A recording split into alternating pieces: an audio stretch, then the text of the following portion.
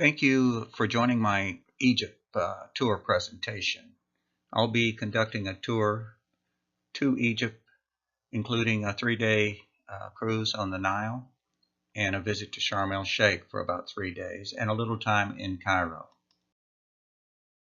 I'm Billy Moore and I'm the coordinator for this trip. I've been the coordinator for a number of trips in the past: China, 2 trips, Peru, 3 trips, and planning another one for next May. I've had a previous trip in 2015 to Egypt with 15 participants. The Egypt tour in 2005 was pretty exciting.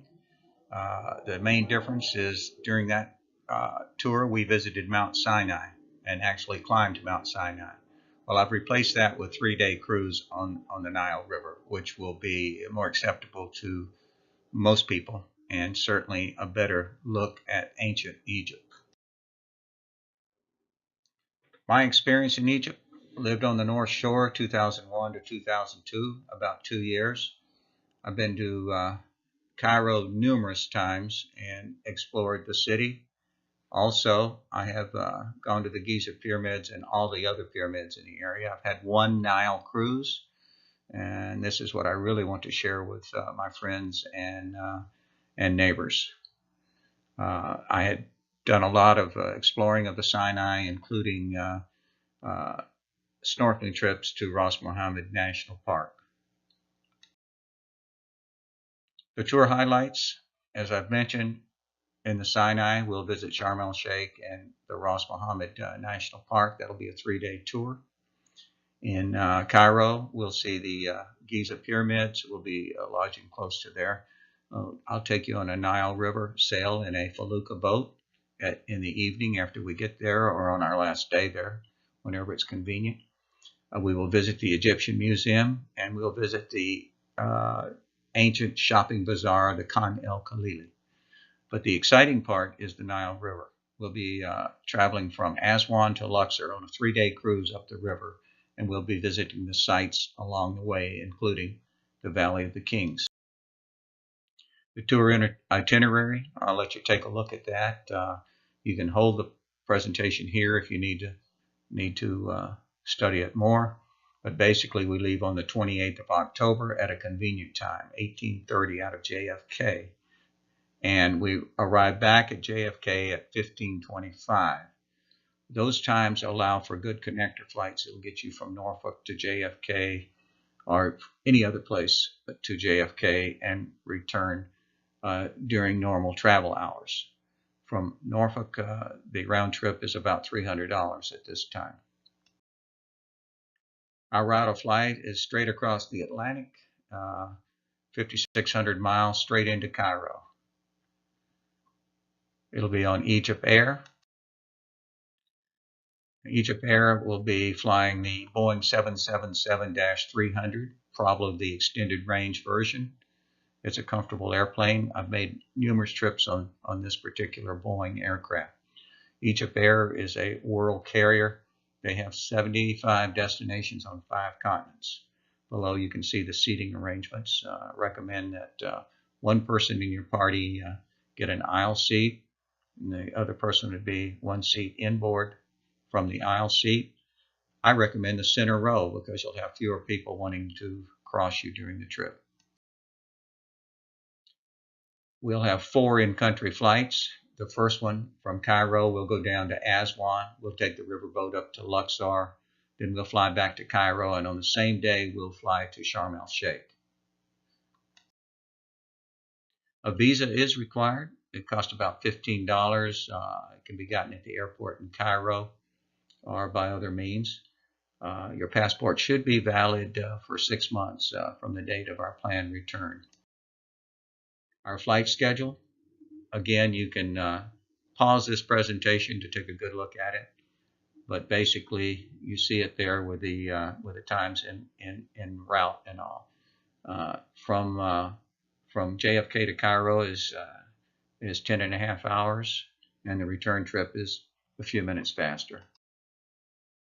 Cairo Airport is a modern airport. It'll be convenient. The passport will be easy to get. When I lived there in 2001, this place was very unorganized, but they have come a long ways in establishing a world-class airport. We'll be staying in Cairo for a total of 3 nights, I believe. We're going to be staying at this hotel. I can't be sure that it'll be this hotel, but we keep bargaining to get better accommodations up until right before we go. But from this hotel, the Cairo Museum is about 10 miles away, the Nile River about 7, and the pyramids just 1 mile away. You'll be able to see the pyramids from the hotel. The Giza pyramids will be visited either on our first day in Cairo or our last day. We haven't made those arrangements. We'll be visiting the Cairo Museum first or last day. And we'll visit the Khan el Khalili or a similar bazaar, old time. That I'll go for pictures. And I plan personally to charter a felucca boat and take you on a river cruise in the middle of the city, in the middle of Cairo. It'll be in the evening. Promise you'll enjoy it. Here's some river scenes. We start our trip up the Nile from Aswan. During the time we'll visit the high dam. Of course, we're going up the Nile River. It's the longest river in the world. It flows north from the heart of Africa, and you'll find a lot of greenery along the banks of the Nile. But prior to the delta, the green area is about a quarter mile deep. But the delta, it spreads out to more than 100 miles. Here's a Nile River boat. I'm not sure exactly what ours will look like. This is a file photo, but you can see the riverbanks. Every day on the river is an exciting time. Just sitting on the upper deck of the cruise boat and observing the coastline. It'll be like stepping back in time, 2,000 years. Here's some river. Our first stop will be at this ruins. It'll be during the first day on the boat. And then after that, we'll sail on up the river and be stopping along at temples. And this will be the highlight, the Karnak Temple in Luxor. It's quite a complex.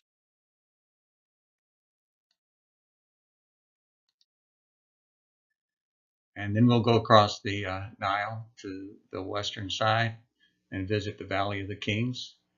And this particular temple here is quite impressive. We'll see how they built their obelisks. Here's a quarry of one that took a crack before they finished it, and they never got it out of the ground. A map of the Sinai Peninsula. You'll see down at Aswan, where we start our tour. There's where the high dam is, just close to the border with the Sudan, and it backs up Lake Nasser.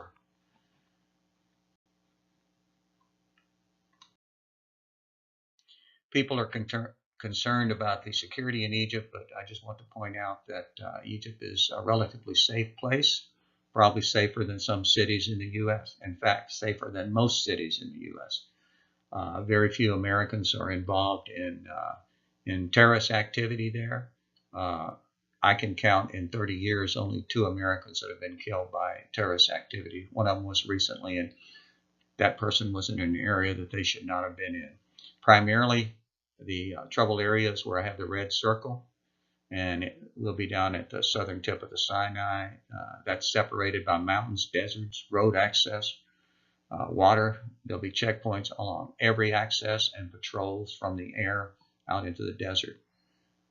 Tourist protection is a priority for Egypt. The western desert on the Libyan border is a place to avoid. We won't even be close to that. We'll be 200 or 300 miles away, and there's a massive western desert between the Libyan border and any place we'll be. Sharm el Sheikh, I believe this is going to be the hotel where we stay, and I think that you can walk out on a pier from here and do some beautiful snorkeling in the Gulf of Aqaba. This hotel is near the airport. We'll be able to get down to Sharm in the evening for the nightlife that you can enjoy there. Sharm is relative is a big tourist attraction. The Mexican Riviera comes to mind. It's a lot like that, and that's how the Europeans plan their vacations. We'll get there just after the major influx of European vacationers. Hopefully it won't be so crowded. When I get down to Ras Mohammed, this is the area that I like to take the people to go snorkeling. It is spectacular. I will offer some snorkeling training at my home before the trip for those that would like to visit me, and also in the pool at the hotel we stay at in Sharm el Sheikh. Here's some scenes there at the diving that we can do. It's just spectacular. The water is crystal clear. Nowhere in the world is the water clearer than this, and it'll be warm, very pleasant to be in. For anyone that's not used to snorkeling, you can wear a life vest and be very, very comfortable in this calm, warm water.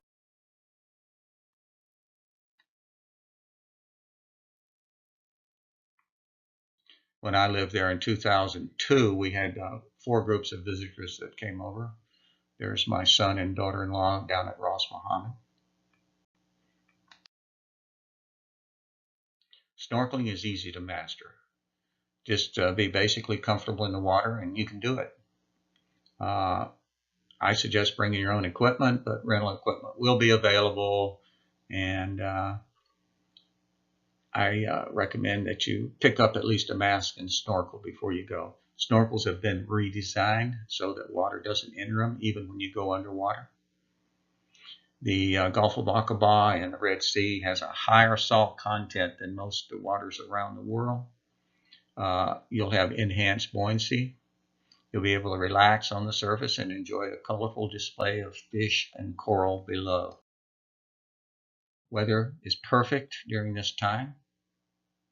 We'll have no problems with cold or hot. It does get warm, but with the low humidity, you hardly feel the warmth. The US dollar to the pound has made a major change since I was last there.